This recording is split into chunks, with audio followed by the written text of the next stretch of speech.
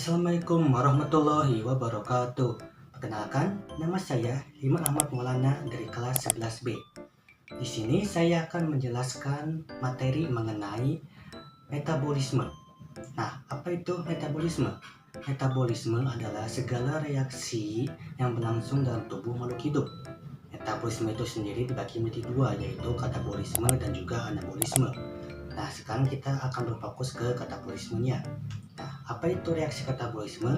Reaksi katabolisme adalah reaksi penguraian dari senyawa kompleks menjadi lebih sederhana. Katabolisme ini sangat berguna untuk menghasilkan energi atau disebut dengan ATP. Nah, contoh dari proses katabolisme yaitu proses respirasi aerob.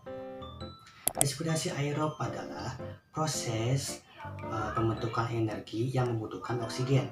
Respirasi aerob ini dibagi menjadi 4 tahapan.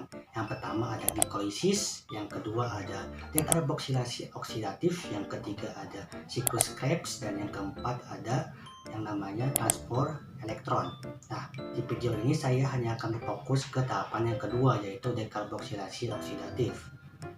Sebelum kita masuk ke materinya, kita harus tahu dulu ya, kalau sel, khususnya pada sel eukariotik itu memiliki beberapa organel. Contohnya kan ada mitokondria, yaitu organel yang memiliki membran ganda, yaitu membran luar dan juga membran dalam. Kemudian ada juga yang namanya nukleus. Selain itu ada juga sitosol. Nah, sitosol adalah tempat terjadinya glikolisis, yaitu tahapan pertama tadi. Nah, dekarboksilasi oksidatif ini yaitu proses yang memindahkan hasil glikolisis dari sitosol menuju ke dalam mitokondria, khususnya pada daerah matriks. Daerah matriks ini juga lah yang nantinya akan terjadi siklus Krebs. Nah, sekarang kita masuk ke proses dari dekarboksilasi oksidatifnya, dimana kita tahu bahwa salah satu dari hasil glikolisis yaitu menghasilkan dua molekul pirufat.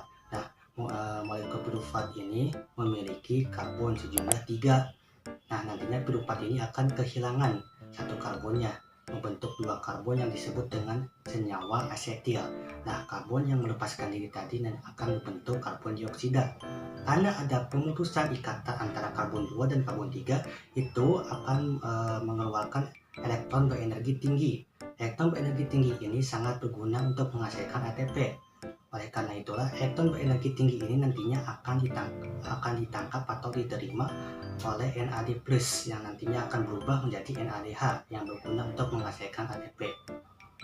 Nah, kita sekarang akan fokus ke asetilnya. Asetil ini nantinya akan masuk ke mitokondria, tetapi mitokondria adalah organel yang memiliki membran di sekelilingnya yang bersifat semi permeable. Artinya apa?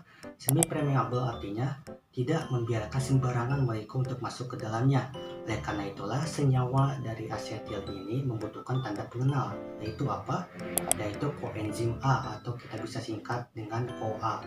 Nah, nantinya CoA ini akan berikatan dengan asetil membentuk asetil-CoA. Nah, asetil-CoA inilah yang nantinya akan masuk ke mitokondria melewati dua membran dari mitokondria tanpa adanya penolakan, dan akan terus masuk ke dalam matriks. Nah, di dalam matriks ini nanti CoA akan melepaskan diri dari asetil karena sudah tidak dibutuhkan lagi. Nah, saat sudah melepaskan diri nanti akan terbentuk asetil kembali dan akan melanjutkan ke siklus Krebs, yaitu tahapan ketiga. Nah, sekarang kita fokus ke hasil dari dekarboksilasi oksidatifnya. Kita tahu bahwa di hasil glikolisis kan menghasilkan dua molekul pirufat. Dengan ini maka hasil dari dekarboksilasi oksidatif yaitu menghasilkan yang pertama 2 NADH, terus juga menghasilkan 2 CO2 atau karbon dioksida, terus juga yang terakhir menciptakan 2 asetil CoA.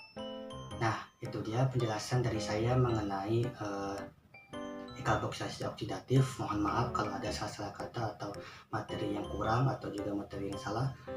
Saya pamit undur diri. Terima kasih.